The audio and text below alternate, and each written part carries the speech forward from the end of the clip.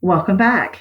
You're going to notice that today we are looking at the second half of Unit 9. We are finally starting on factoring. Our target today, I can use the GCF to write an equivalent algebraic expression. Your GCF today will be a positive constant or a variable term, and you may even have what you might think is a combination. So a constant could just be 3, a variable could be x, or a variable could be something like 2x. That's a variable term. Some people think that's a combination of a constant and a variable, and indeed it is. So we're going to learn how to factor these out of an expression and write an equivalent algebraic expression today. Remember from the past, from our warm-ups, we were practicing on factoring numbers to get the GCF. For example, one day, I believe we had something like 8, 16, and 20. So we took our number 8, which was the lowest number, and we said, what goes into 8? 1 times 8, and 2 times 4. And 3 doesn't go into it, so that is our complete list. We check our number 8, which does go into 16, but it does not go into 20 evenly. So we move back to 4. 4 goes into 16, 4 times 4. 4 goes into 20, 4 times 5. So our GCF is 4 for this list. So that's a quick review. Then remember, we also used the distributive property. Now, I'm not going to work these all the way out, but I'm going to remind you that last week we practiced multiplying using the distributive property, and often we would draw arrows to the things that were going to be multiplied together. So in this case, 5a squared would be multiplied times 6a to the third. You would get one term. Then you would multiply 5a squared times 2a to get a second term. Today, we're going to be doing the opposite. We're going to start with an expression, and we're going to move backwards to having something outside parentheses. So let's get started. Here's an example. The directions say completely factor. We're not multiplying today, we're sort of unmultiplying. So to factor, we're going to look at our numbers, 6 and 15, the same way that we did last week. I'm going to list 6 and 15. 6 is my lowest number, so I'm going to say that 1 times 6 is 6, and 2 times 3 is 6, and those are all of the numbers that go into 6. I'm going to look at 6. Does 6 go into 15 evenly? No. Does 3 go into 15 evenly? Yes. So that means I can divide 6m by 3 and I can divide 15 by 3. Now notice that 6m has an m, but 15 does not have an m. So the only thing that I can factor is the 3. So 6 divided by 3 is 2. Still going to have the m. 15 divided by 3 is 5, and it is a positive 5. But I can't just say my answer is 2m plus 5, because 2m plus 5 is not equivalent to 6m plus 15.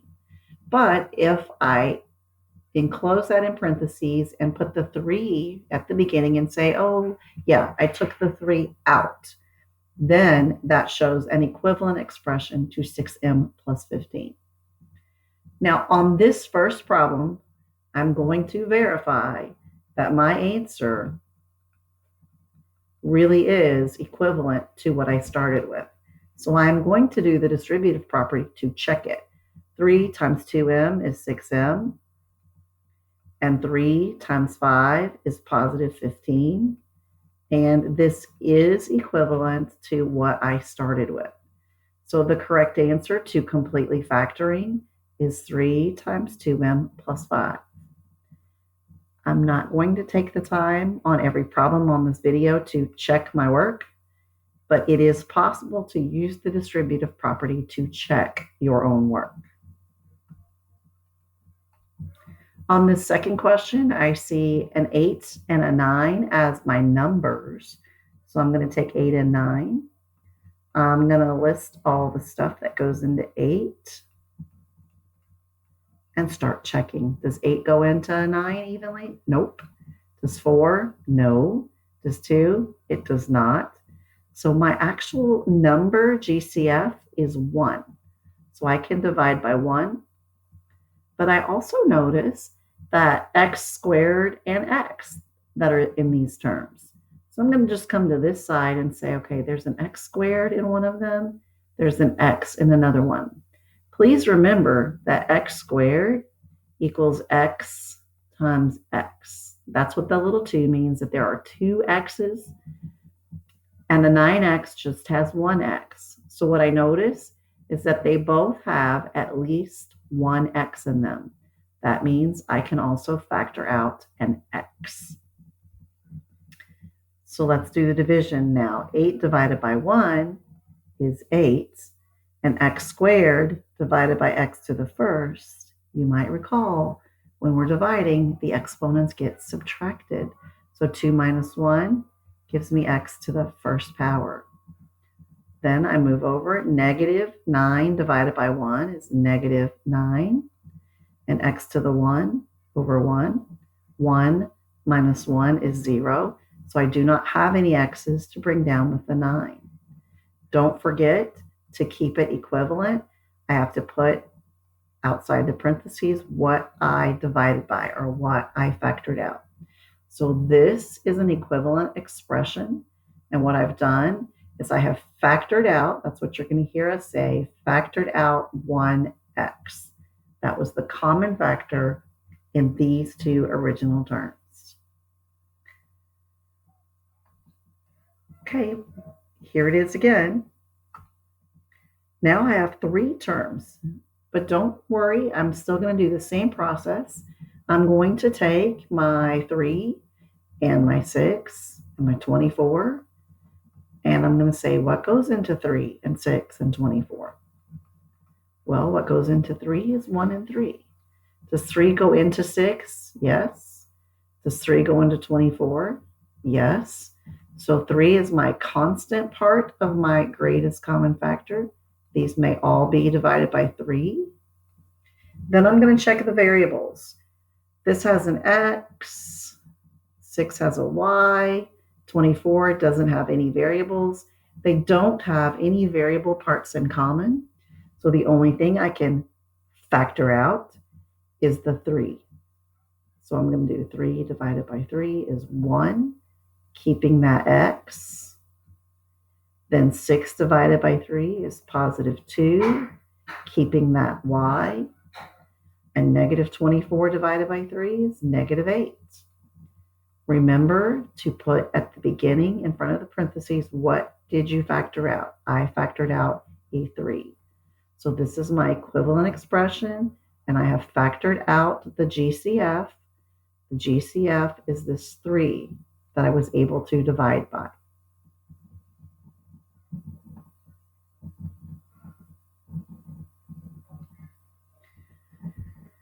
Once again, I'm going to take my constants, 3, 8, 12. I'm going to start with the smallest term and say everything that goes into it. So 1 and 3 go into 3. Does 3 go into 8? No. So I'm going to stop with the 3. And I know that 1 will go into everything. So I will divide by 1. Then I'm going to check my variables. 3x to the third has 3 x's, x times x times x. 8x squared has 2 x's, x times x. And 12x just has x.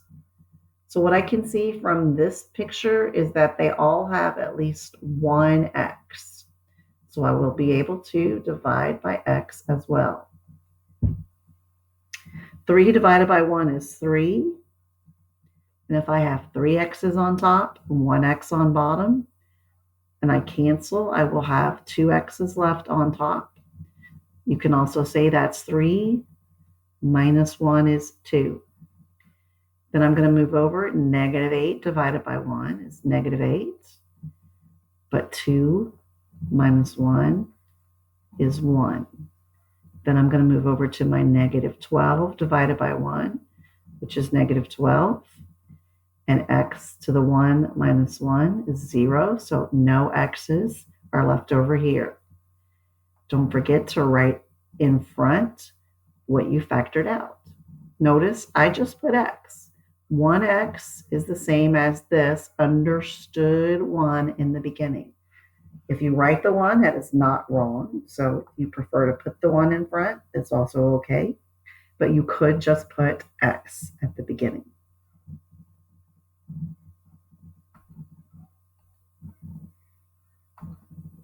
Now, for those of you who are watching this as a video and you're not participating in class, for the next set of problems, you are going to look over at a question and pick the correct answer. And then after you answer the question, the correct answer will be next on the video.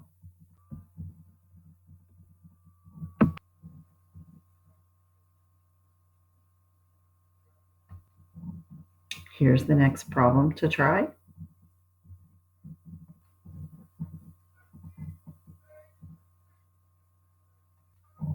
Here's your third one to try on your own. Here's your answer. If you are struggling with any of these, please remember you can send pictures of your work through Remind and ask for help, or you can get on Zoom during class to get some help.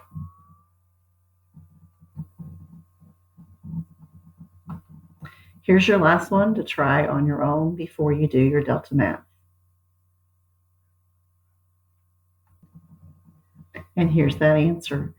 I hope that you are getting the hang of this. Again, please remember that there are different ways you can contact your teacher to get help if you are struggling with this.